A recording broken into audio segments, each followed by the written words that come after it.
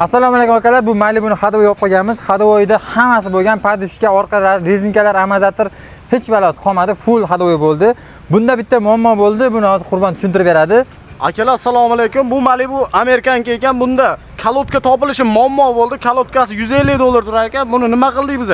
Aporni va supportlarni O'zbekiston variantinikini qo'yib berdik. Hozir cho'tki qilib tormozlarni sinab, mana hozir O'zbekiston variant qo'yib berdik. Bunga kalotka topish muammo ekan akalar.